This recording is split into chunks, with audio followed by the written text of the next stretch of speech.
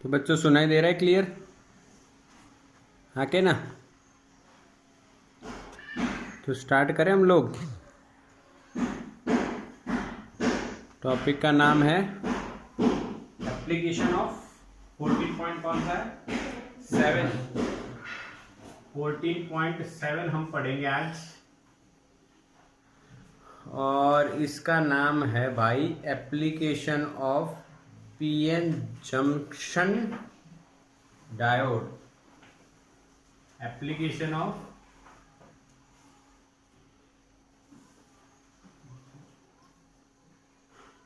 PN junction diode.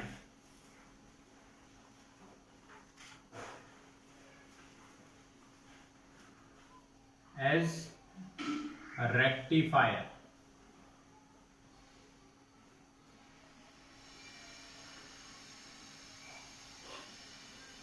देखेंगे क्या है, जगह किस तरह से यूज होगी।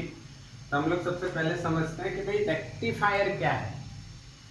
हम लोग एप्लीकेशन देख रहे हैं, किसकी एप्लीकेशन देख रहे हैं? तो भाई पीएन जंक्शन की। तो भाई जो पीएन जंक्शन अभी तक हमने बनाया, फिर उसका डायोड बनाने का तरीका देखा, डायोड कैसे बना, अब उस डायोड का यूज क्या है। हालांकि हमने उसकी कैरेक्टरिस्टिक कल देख ली थी, फॉरवर्ड बायस और रिवर्स बायस। वो दोनों आपकी बिल्कुल पक्की होनी चाहिए, फॉरवर्ड एंड रिवर्स। बिल्कुल समझ में आया, ऐसी बात है। तो फॉरवर्ड बायस और रिवर्स बायस उसकी कैरेक्टरिस्टिक थी। अगर आपको पूछा जाए कि ड्रॉ द कैरेक्टरिस्टिक्स, तो आप ड्रॉ कैसे करोगे बच्चों? सीधा हिसाब है जो कल हमने देखा था, ये ऐसे और ये ऐसे, यस और नो। इस तरह से कैरेक्टरिस्टिक, फॉरवर्ड बायस, ये रिवर्स बायस। हालांकि आपको ये बात कल के लेक्चर में पूरी पता चल गई। अब क्या बात करते हैं भाई? फिर भाई इसकी एप्लीकेशन जो नाम क्या दिया है, रेक्टिफायर। अब रेक्टिफायर है क्या?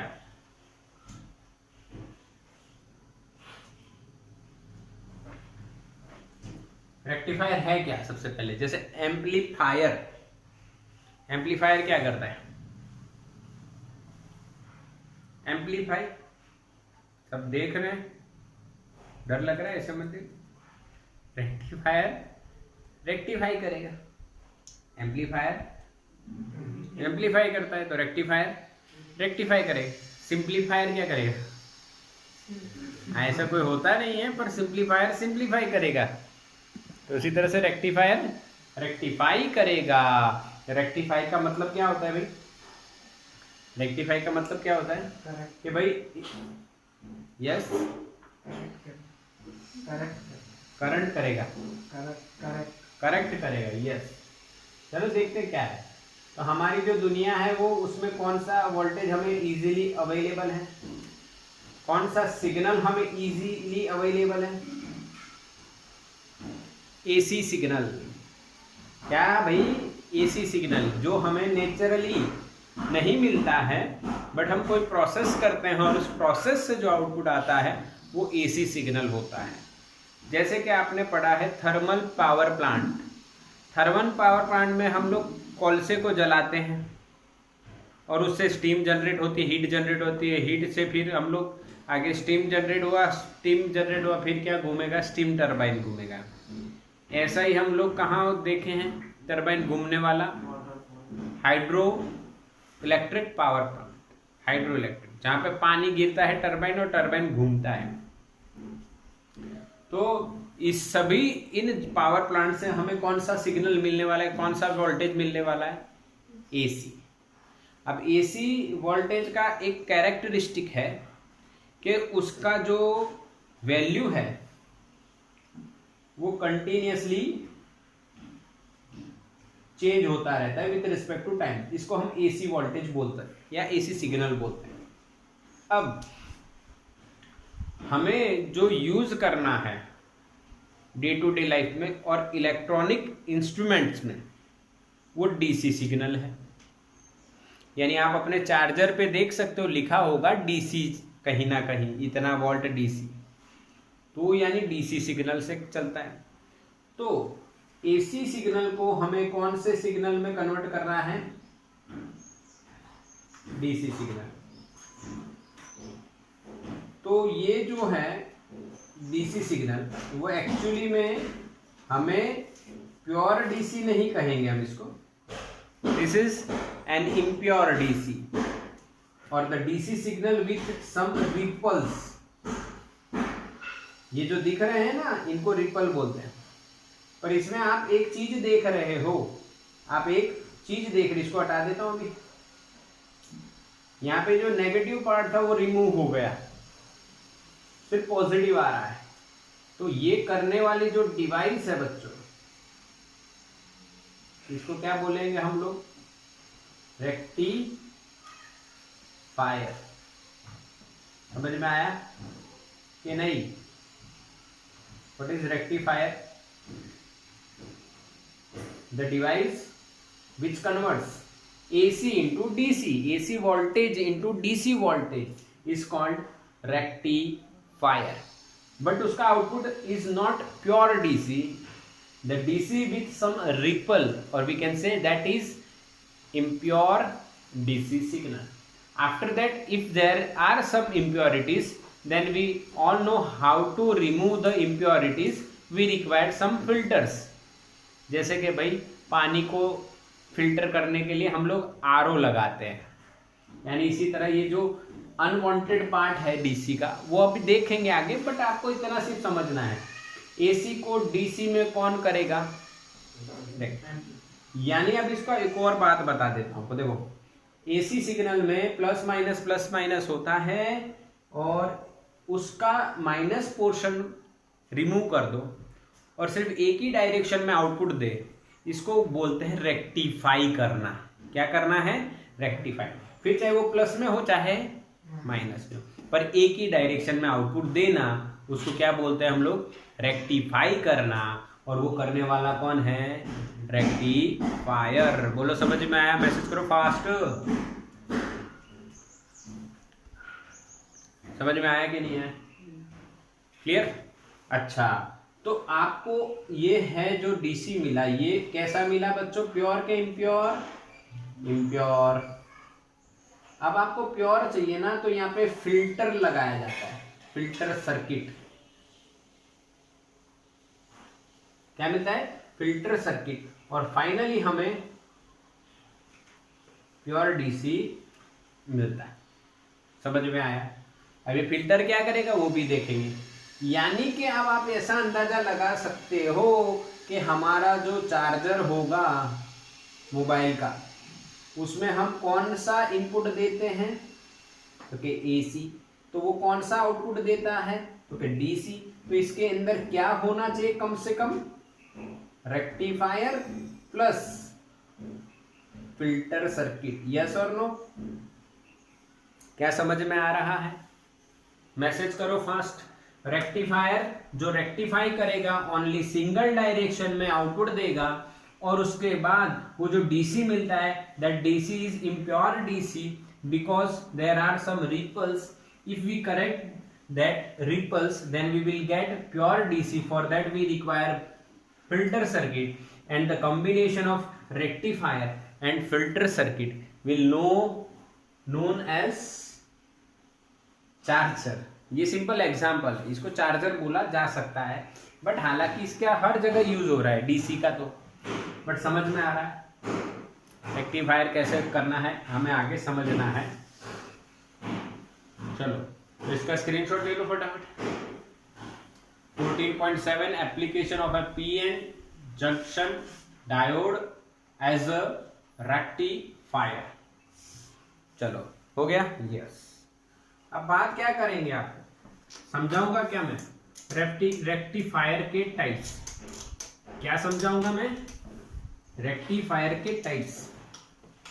बच्चों दो टाइप के रेक्टिफायर आज हम खत्म करेंगे, और फिल्टर सर्किट भी हम फिनिश कर देंगे आराम से, बिल्कुल आराम से, एकदम आराम से खत्म हो जाएगी, कोई दिक्कत नहीं आने वाली। देखो सबसे पहले हम देखते हैं, नाम से ही पता चल जाएगा, हाफ वेव रेक्टिफायर। किससे पता चल जाएगा? नाम से। HWR, half wave rectifier. यानी रेक्टिफाई तो करेगा, पर आधी को करेगा आधी को नहीं करेगा, इसीलिए इसको हाफ वेव रेक्टिफायर बोलते हैं। देखो इसका आउटपुट कैसा होगा, ध्यान से समझना है। ये हमने इनपुट दिया विथ रिस्पेक्ट टू टाइम, वो input continuously up and down हो रहा। क्या बच्चों पता चला? ये कौन सा इनपुट है भाई? तो कि एसी। अब इसमें क्या होगा ये हमें देखना है। तो यहाँ पे भी आउटपुट क्या मिल रहा है वो देखेंगे हम लोग अभी थोड़ी देर में। यहाँ पे 0 लिख देता हूँ मैं, ये मैं पाई कर देता हूँ, ये 2 पाई कर देता हूँ, यहाँ पे 3 पाई, यहाँ पे 4 पाई। समझ रहे हो ना? ऐसे चलता रहता है, तो साइकिल चलेगी। ये तो आपको पता है साइनोसॉइडल सिग्नल है इसलिए आता है ये। अब इस पे 0, अब इसका आउटपुट कैसा बनेगा? आपको नाम से क्या लग रहा है? हाफ वेव, यानी आधे वेव में कुछ होगा, आधे में कुछ नहीं होगा। समझ में आया? हाफ वेव का मतलब तो यही होगा ना, आधे में कुछ होगा और आधे में कुछ नहीं होगा। चलो इसकी सर्किट बनाते हैं। तो इसकी सर्किट कैसे बनाई गई बच्चों वो देखते हैं। तो हमारे पास यहाँ पे एसी वोल्टेज होता है, वो उसकी जो फ्रीक्वेंसी है हमारे इंडिया की 50 हर्ट्ज है। उसको हम ट्रांसफॉर्मर से कनेक्ट करते हैं। किससे कनेक्ट करते हैं? ट्रांसफॉर्मर। पढ़ा तो है ना? आके ना ट्रांसफॉर्मर पढ़ा है आपने? हायर वोल्टेज को लोअर वोल्टेज और लोअर को हायर। बताइए कौन सा है, स्टेप अप या स्टेप डाउन? देखो, देखने से पता लग जाएगा कौन सा है। मैसेज करो फटाफट, स्टेप अप या step down transformer? 3rd same में पढ़े थे, स्टेप अप या स्टेप डाउन। यानी अगर मैं कह दूं कि वोल्टेज घट रहा है तो आप बोल दोगे स्टेप डाउन, अगर वोल्टेज बढ़ रहा है तो आप कह दोगे स्टेप अप। पर मैंने यहाँ पे डायग्राम आपको बताया कि नंबर ऑफ टर्न्स देखो, नंबर ऑफ टर्न्स ज़्यादा है, आउटपुट में कम हो रही है, तो स्टेप डाउन है बच्चों, ये स्टेप डाउन है। और वैसे भी लॉजिकल बात आप समझ रहे हो कि हमारा जो चार्जर है वो मोबाइल के साथ कनेक्ट होने वाला है या लैपटॉप के साथ कनेक्ट होने वाला है। तो लैपटॉप और मोबाइल का वोल्टेज क्या होगा? कम होगा। तो हमें एसी वोल्टेज को पहले तो क्या करना पड़ेगा? उसको डाउन करना पड़ेगा, यानी ये स्टेप डाउन ट्रांसफॉर्मर लगा दिया। अब यहाँ पे मैं S1 लिख देता हूँ। एनसीईआरटी में क्या है देखो तो, S1 S2 है या AB है? AB है, चाहे जो भी हो, AB। इन दोनों का ध्यान से कनेक्शन समझना है। यहाँ पे मैंने लगा दिया एक डायोड और यहाँ पे एक लगा दिया लोड रेजिस्टेंस RL, और इसके पैरेलली हमें क्या मिल रहा है? ये आउटपुट। ये सर्किट है। ये सर्किट क्यों ऐसी बनी है ये आपको अब उसका फंक्शनिंग समझने के बाद ही पता चलेगा। क्या बच्चों? ये पॉजिटिव है और ये नेगेटिव। अच्छा, ये RL यानी लोड रेजिस्टेंस, जिसके अक्रॉस में आपको आउटपुट चाहिए। चलो तो मेजर करते हैं, ये कैसे समझ में आएगा। देखो समझना है, जब अच्छा यहाँ पे टाइम लिखा है ना, मैंने गलत लिखा है। अगर मैं एंगल लिख रहा हूं तो मेरे को ओमेगा टी लिखना चाहिए। हाँ के ना बोलो? If I am writing the angle on this x axis then we have to write here omega t. अगर टाइम लिख रहे हो तो आपको टाइम लिखना पड़ेगा यहाँ पे T/2 टी, इस तरह से। ठीक, चलो समझ रहा हूँ। अब मैं यहाँ पे बताता हूँ 0 से पाई की बात करते हैं। तो A के पास कौन सा टर्मिनल बनता है, यानी कौन सी साइकिल आती है? तो फर्स्ट हाफ साइकिल। हाँ कि ना?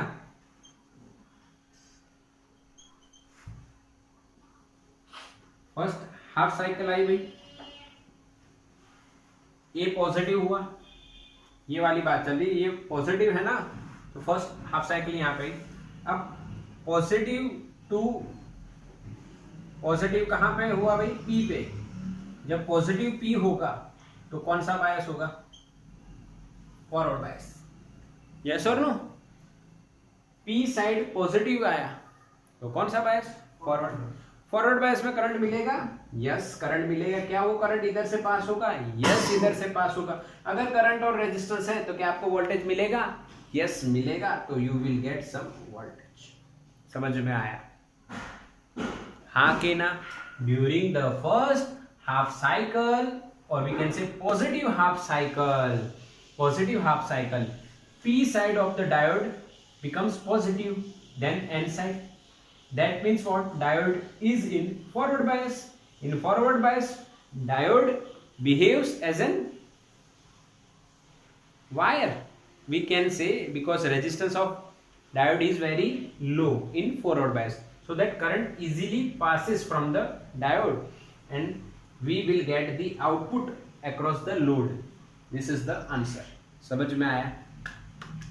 ओके, अब दूसरी बात, pi to pi, what happens pi to pi, we can say negative, यहां पे लिखता हूं मैं पॉजिटिव हाफ साइकिल, यहां पे लिखते हैं हम लोग नेगेटिव हाफ साइकिल।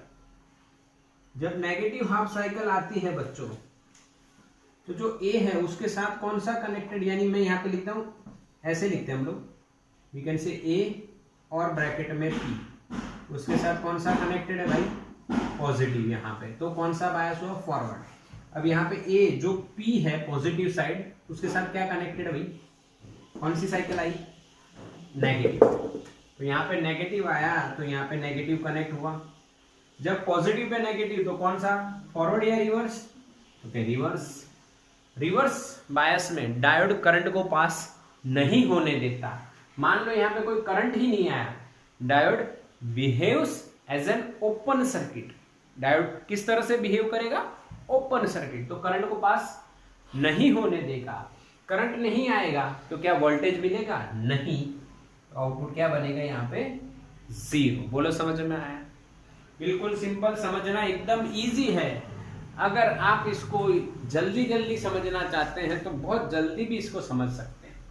अब देखो 2 पाई से 3 पाई क्या हो रहा है, कौन सी साइकिल आई, पॉजिटिव, तो कौन सा बायस हो जाएगा, फॉरवर्ड, और हमें आउटपुट मिलेगा।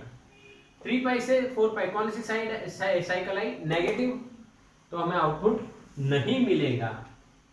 क्या बच्चों समझ में आ रहा है, यस और नो? हाँ के ना बोलो, मैसेज करो, यस बिल्कुल। अब इसको HWR क्यों बोला गया, देखो इससे बताओ HWR क्यों बोला गया। इनपुट की पूरी साइकिल के दरमियान ओनली हाफ साइकिल में ही आपको आउटपुट मिलता है, इसीलिए इसको हम लोग हाफ वेव रेक्टिफायर कहते हैं। समझ में आया, यस और नो?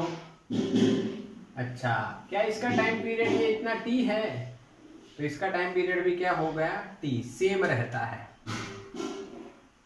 ये जी नीट के बेसिक की बात है कि जो इसका टाइम पीरियड था वही इसका टाइम पीरियड रहता है। देखो प्लस पॉजिटिव रहा, फिर जीरो यहां तक रहा, फिर पॉजिटिव, फिर जीरो, तो ये पूरी एक साइकिल बन गई। और ये साइकिल टी टाइम, इसका अगर पीरियड टाइम पीरियड टी है तो इसका भी टी ही रहेगा, कोई चेंजेस नहीं होंगे। यस और नो? हाँ, but we can say efficiency is low, efficiency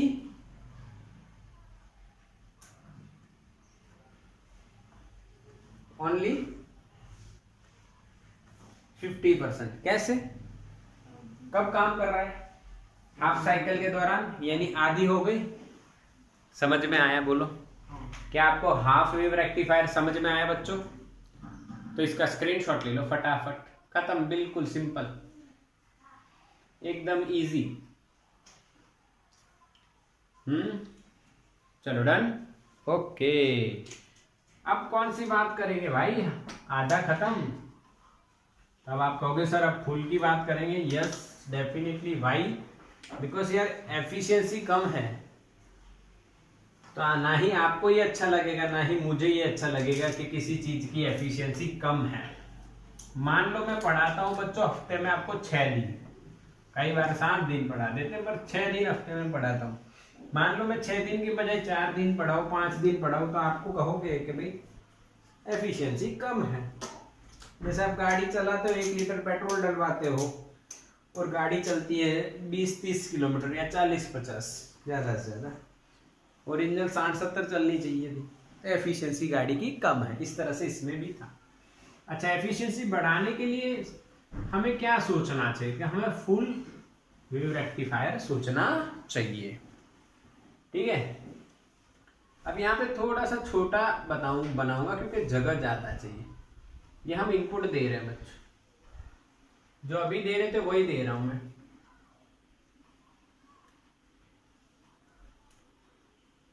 okay,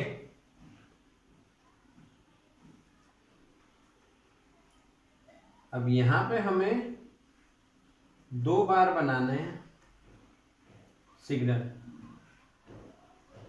omega T. क्यों बनाना है 2 बार वो अभी पता चलेगा। डोंट वरी कि सर ये 2 बार क्या बनाने की बात कर रहे हैं। और फिर फाइनल एक और बनाना पड़ेगा, यानी या तो फिर मैं 2 ही बनाता हूं या तो फिर मैं 2 ही। एनसीईआरटी में कितने बनाए, 2 ही है या 3 है? देखो तो 3 है ना, 3 है, तो मुझे भी 3 बनाने पड़ेंगे। तो सही बना रहा था मैं, है ना। और मैं फिर अपने हिसाब से चलने वाला था, 2 में ही खत्म हो जाता, पर ठीक है 3 लेते थे। तो मैं सही बना रहा था, आपने बताया नहीं। चलो कोई दिक्कत नहीं, मैं सही बना रहा था। ये नाम अब बदल देंगे, ये हमारा आउटपुट रहेगा, ये फिक्स है। अभी मैं आपको समझाऊंगा कि हमें क्या करना है और क्यों इतना डायग्राम ड्रॉ करना है। सबसे पहले सर्किट समझते हैं। फुल वेव रेक्टिफायर, आउटपुट तो सबको पता है कि फुल टाइम के लिए आउटपुट मिलेगा, समझ में आ रहा है। बट कैसे सर्किट बनानी है, ध्यान रखना है। फुल वेव में हमें कितने डायोड चाहिए, तो क्या हाफ वेव में कितने डायोड लगे थे? 1, तो आधा मिला। तो फुल चाहिए तो 2 लगाने पड़ेंगे, समझ में आया? 2 लगाने पड़ेंगे, लॉजिकल बात है। तो सर्किट थोड़ी लंबी होने वाली है, तो हम लोग ट्रांसफॉर्मर को थोड़ा सा छोटा समझ लेते हैं। यहां पे समझ के काम करते हैं, ध्यान से देखो।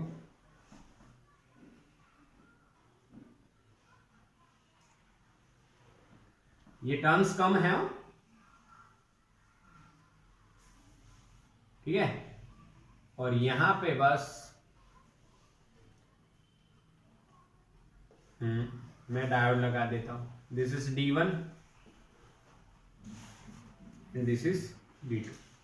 इन दोनों को मेरे को ज्वाइंट करना पड़ेगा। यहां से कॉमन में ले रहा हूं, एक पॉइंट यहां से बता रहा हूं, ध्यान से देखना है। और यहां पे हम लोग लोड लगा रहे हैं, और इधर हमें आउटपुट वोल्टेज V0 मिलेगा। क्या बच्चों सही ड्रॉ किया मैंने? क्या अजीब फील हो रहा है आपको एनसीईआरटी से? देखो कि सही फील हो रहा है, सही फील हो रहा है। यहाँ पे नंबर बताओ क्या है, ये कौन सा नाम है? देखो ये है XY, यहाँ पे इधर A, और इधर B, और इधर CT। नहीं है तो CT मैं लिख रहा हूं, अभी देखो समझाओ। चलो ठीक, अब समझते हैं इसको। इनपुट आया वही जो पहले था, AC वोल्टेज। स्टेप डाउन हुआ, यहाँ पे ट्रांसफॉर्मर। तो बच्चों ट्रांसफॉर्मर 2 टाइप के होते हैं। एक नॉर्मल यूज में जो चलता है वो, इसमें इनपुट तो 2 ही आएंगे। आप अगर बाजार में लेने जाओगे ना, तो इनपुट तो 2 ही आते हैं, जो ये इनपुट साइड है, और आउटपुट में भी 2 ही चाहिए, हमें तो ऐसा ही लगता है। पर जब डिजिटल सर्किट की बात करते हैं, तो डिजिटल सर्किट में कई बार इनपुट तो वही है, आउटपुट में हमें 3 वायर देते हैं।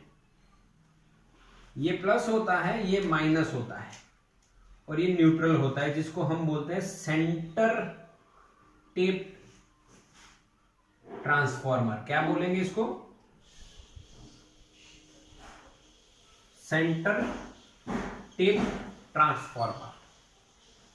देखो मैं आपको एक बात बताऊं, हमने जब सेमीकंडक्टर डिवाइसेस यानी डायोड के बारे में जानना स्टार्ट किया तो पहला जो बेसिक मेथड था, बेसिक बात थी, वो ये थी कि हम लोग कंडक्टर में करंट एक ही डायरेक्शन में फ्लो करवा पाते हैं। कंडक्टर में एक ही डायरेक्शन में करंट फ्लो करवा पाते हैं, बट सेमीकंडक्टर में हम दोनों डायरेक्शन में करंट फ्लो करवा पाते हैं, इसीलिए उसका यूज ज्यादा है। तो यहाँ पे दो डायरेक्शन के लिए वोल्टेज डिफरेंट डिफरेंट चाहिए, एक बाजू पॉजिटिव होना चाहिए, दूसरी बाजू नेगेटिव होना चाहिए। तो ऊपर प्लस नीचे माइनस। मान लो हमने ये 5 वोल्ट का ट्रांसफॉर्मर लगाया, मान लीजिए हमने ये ट्रांसफॉर्मर खरीदा 230 वोल्ट का कन्वर्जन हमें देता है 5 वोल्ट में, मान लेते हैं। तो यहाँ पे हमें प्लस और 0 यानी 5 वोल्ट मिलेगा। यहाँ पे हमें ऊपर +5 और नीचे -5 मिलेगा। This is the use of which transformer? Centre tap transformer. क्या बच्चों पता चला what is centre tap transformer? यानी आउटपुट में हमें प्लस और माइनस दोनों वोल्टेज मिलते हैं, इसीलिए उसको सेंटर टेप ट्रांसफॉर्मर बोला जाता है। यानी कि इस सेंटर टेप के यहाँ पे अगर प्लस है तो यहाँ पे नीचे वाला कौन सा वोल्टेज होगा? माइनस। ऊपर वाला अगर माइनस है तो नीचे वाला क्या होगा? प्लस। यानी दोनों मिलते हैं।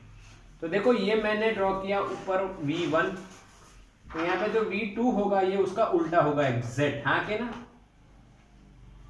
इसका एग्जैक्टली क्या होगा? उल्टा। यानी कि बच्चों अगर मैं V1 यहां पे रखूं, मान लो ये V1 है, तो इधर कौन सा आएगा बच्चों? V2, और V2 उसका ऑपोजिट होगा, तो उल्टा ड्रॉ करेंगे हम लोग। समझ में आया? क्लियर के नहीं?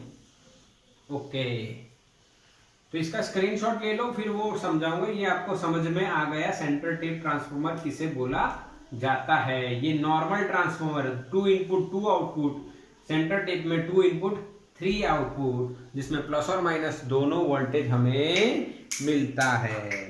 चलो ठीक, अब इसको हटाएंगे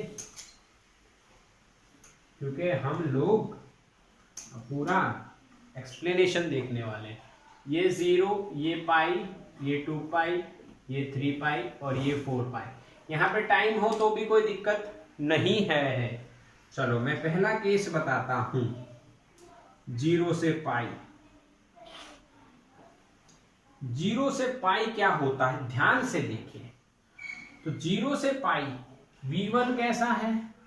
प्लस, और वो कहां जा रहा है? A के पास।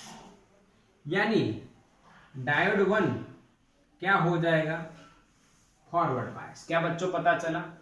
डायोड के पॉजिटिव पे पॉजिटिव आया, यानी डायोड फॉरवर्ड बायस। पक्का? अच्छा, बताओ डायोड 2 क्या होगा? जल्दी से। डायोड 2 के पॉजिटिव पे कौन आ रहा है? V2, और V2 कैसा है? नेगेटिव। तो डायोड D2 क्या होगा? Reverse bias.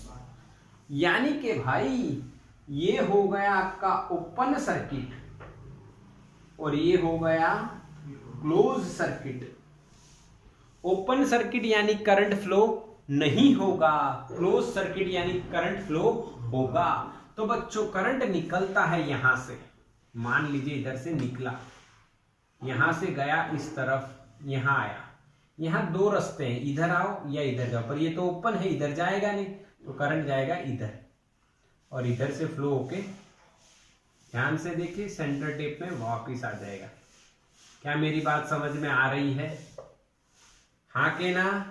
तो करंट हमें मिलेगा कौन सी डायरेक्शन में? A से D1, D1 से X, X से RL, RL से Y, और वापिस कहाँ आ जाएगा? C। समझ में आया? यस और no? Message fast. Current flow हुआ तो वी विल गेट आउटपुट। तो आउटपुट क्या मिलेगा?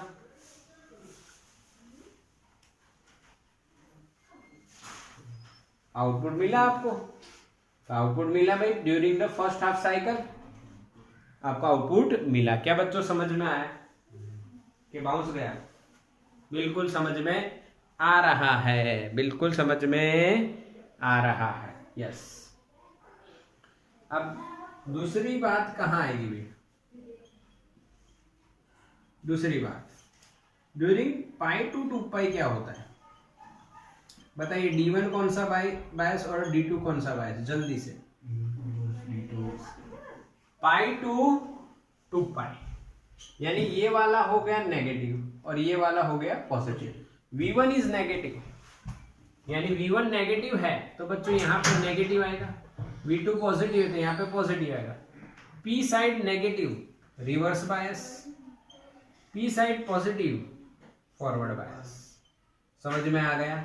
उल्टा हो गया तो ये ओपन सर्किट,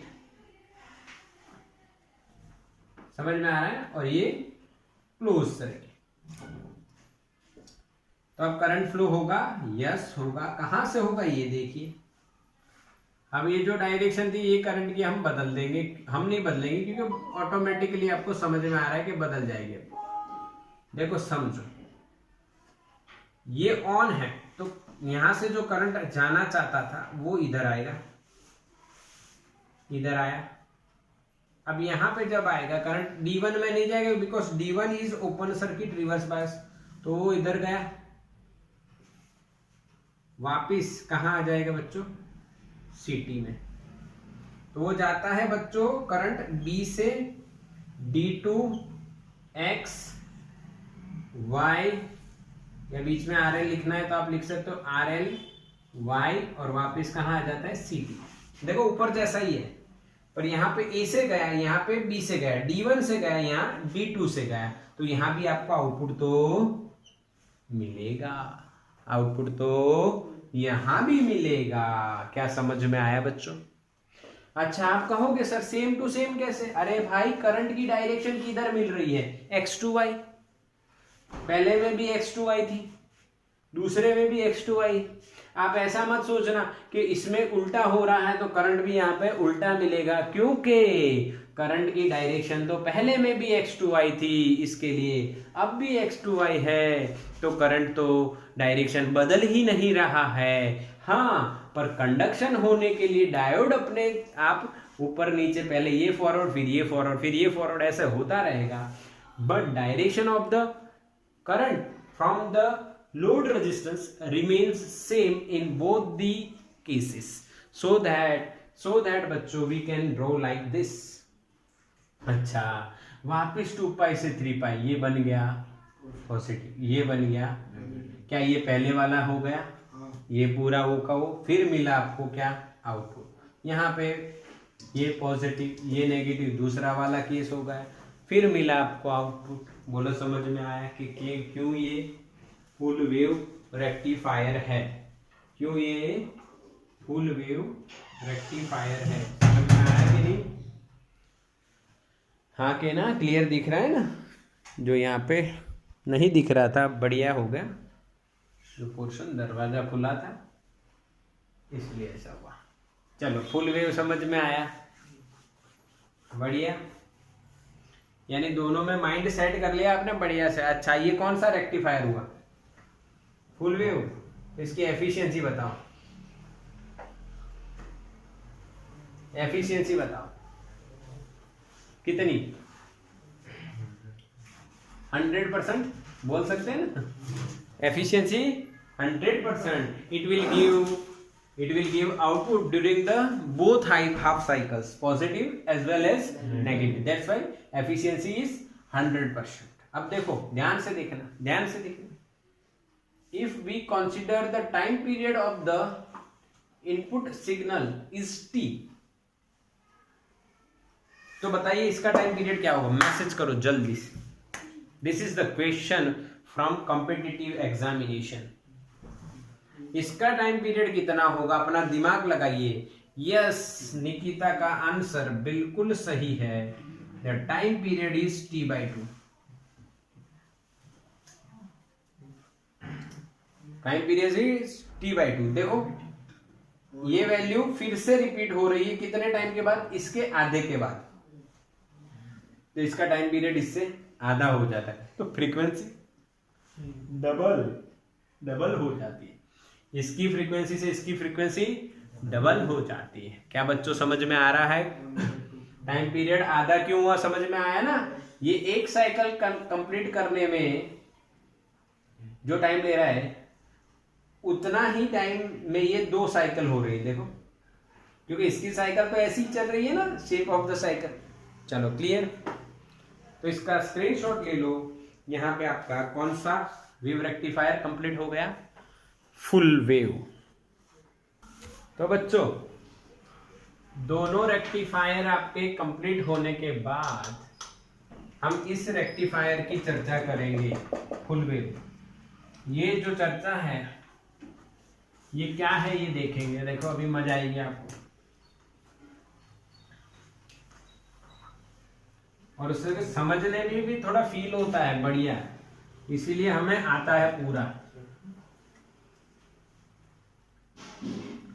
देखो हम लोग क्या समझेंगे बच्चों, क्या जानेंगे, क्या देखेंगे, किस तरह से सीखेंगे, वो बता देता हूं आपको।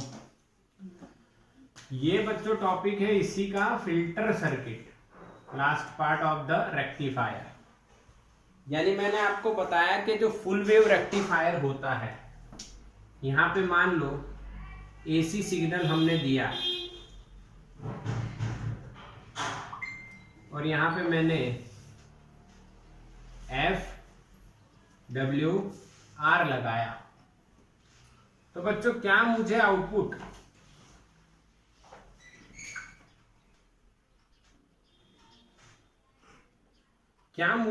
ये मिल रहा है?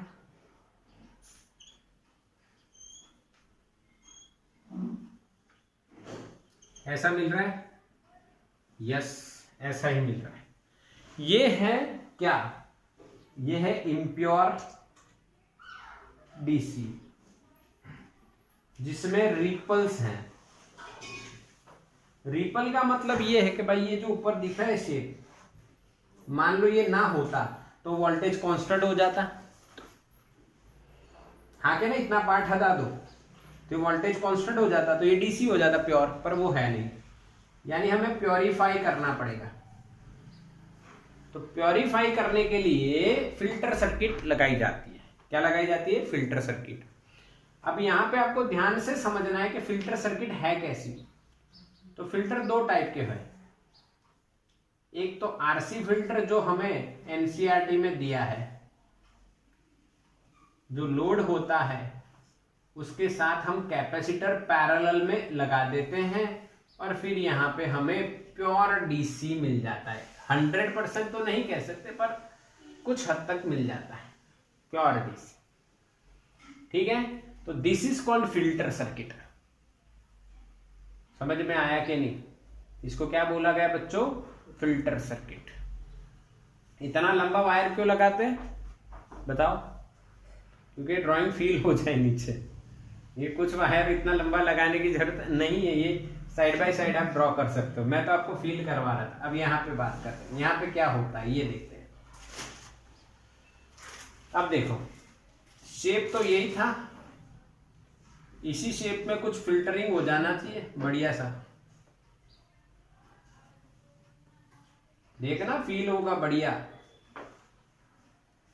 इसमें क्या फिल्टर होना है? देखो यहां से वोल्टेज आया DC with ripples, we can say impure DC, or we can say AC plus DC. This is the best logic.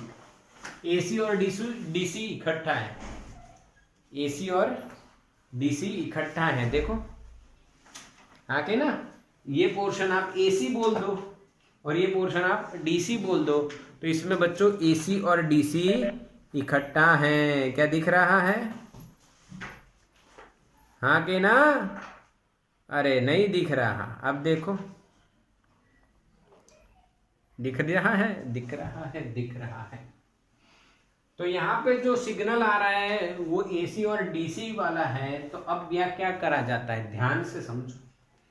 Capacitor का जो रेजिस्टेंस है बच्चों, XC, कैपेसिटिव रिएक्टेंस, क्या वो हम लोग इस तरह से लिखते थे 2πfc या 1/ωc? यस और नो? अगर फ्रीक्वेंसी 0 है तो XC क्या हो जाएगा, infinite. This is for DC. DC signal की फ्रीक्वेंसी कितनी होती है, 0। अब ये कैसे पता चलेगा, ये कौन सा सिग्नल है, डीसी। ये कौन सा है, एसी। नंबर ऑफ ऑसिलेशंस पर सेकेंड इसमें है, इसमें कोई ऑसिलेशन नहीं होता है, यानी डीसी की फ्रीक्वेंसी 0 होती है। हालांकि एसी की फ्रीक्वेंसी 0 नहीं होती है, तो उसमें XC is not equals to infinite, यानी एक्सी 0 नहीं है, यहां ही इनफाइनाइट है, पर एक्सी कम हो जाएगा। जैसे फ्रीक्वेंसी 0 नहीं यानी ज्यादा है, एसी की फ्रीक्वेंसी ज्यादा है, तो उसके लिए एक्सी क्या हो जाएगा, कम। यानी यहां पे आने के बाद जो एसी सिग्नल है वो कैपेसिटर में से पास होके हम यहाँ पे ग्राउंड लगा दे, वो कहाँ चला जाएगा, ग्राउंड में। तो बचा क्या बच्चों, डीसी। वो डीसी आगे जाके हमें क्या देगा, प्योर डीसी। क्या फील हुआ, बिल्कुल समझ में आया? यस और नो? अच्छा, यस यस, समझ में आ गया। बिल्कुल सिंपल लॉजिक है कि डीसी की फ्रीक्वेंसी 0 तो उसके लिए रेजिस्टेंस इनफाइनाइट, यानी कैपेसिटर डीसी को जाने नहीं देगा। एसी के लिए फ्रीक्वेंसी हाई तो रेजिस्टेंस कम तो वो एसी को जाने देगा, तो एसी इधर चला जाएगा ग्राउंड में, डीसी आगे जाएगा, तो हमें आउटपुट में क्या मिलेगा, प्योर डीसी। बोलो समझ में आ रहा है? यस। अच्छा, अब दूसरी तरह से भी इसको समझा जाना चाहिए। देखो यहां पे जो कैपेसिटर के अराउंड वोल्टेज है, क्या बोल रहा हूं मैं, जो कैपेसिटर के अराउंड वोल्टेज मिलने वाला है, वो वोल्टेज क्यों मिलता है, क्योंकि यहां से आता है करंट या यहां से सिग्नल आता है, एसी कहो या एसी प्लस डीसी कहो, इम्प्योर डीसी, जिससे कैपेसिटर चार्ज होता है। जब कैपेसिटर चार्ज होता है तो उसका वोल्टेज बढ़ता है। तो मान लो ये कैपेसिटर चार्ज हुआ, हाँ, और ये जो चार्जिंग टाइम है वो डिपेंड करता है टाइम कांस्टेंट पे। किस पे, टाइम कांस्टेंट, जो लिखा जाता है टाउ, और इसके लिए होता है RC. Tau is equals to RC, tau is equals to R into C, R into C. अगर मैं इसको आर लिख रहा हूं तो R into C is tau. अब इसका जो टाइम कांस्टेंट है वो आर और सी की वैल्यू बढ़ी, अगर मान लो आर की सी की वैल्यू ज्यादा लेते हैं तो टाइम कांस्टेंट बढ़ जाता है। यानी कि जब वो डिस्चार्ज होता है, ध्यान से देखना, जब वो डिस्चार्ज होता है तो उसका जो टाइम है वो थोड़ा इंक्रीज हो जाता है। इंक्रीज होता है तो वो डिस्चार्ज होके यहाँ पे आता है डायरेक्ट, तब यहाँ से फिर वापस वो चार्ज होना स्टार्ट हो जाता है, फिर यहाँ पे डिस्चार्ज होता है ऐसे। समझ में आया? तो वो जो ऐसे नीचे जाता था वो नीचे जाना बंद हो गया, और ये एवरेज हमें एक प्योर डीसी के फॉर्म में मिलता है। समझ में आया कि नहीं? तो जो डिस्चार्जिंग टाइम है वो बढ़ गया है। बढ़ जाने से क्या होता है, जैसे वो यहाँ पे डिस्चार्ज होने जाता है, फिर न्यू साइकिल आ गई, अभी फिर से चार्ज होना पड़ेगा। फिर समझ में आ रहा है? इस तरह से हमें प्योर डीसी मिल जाएगा। क्लियर? हाँ कि ना?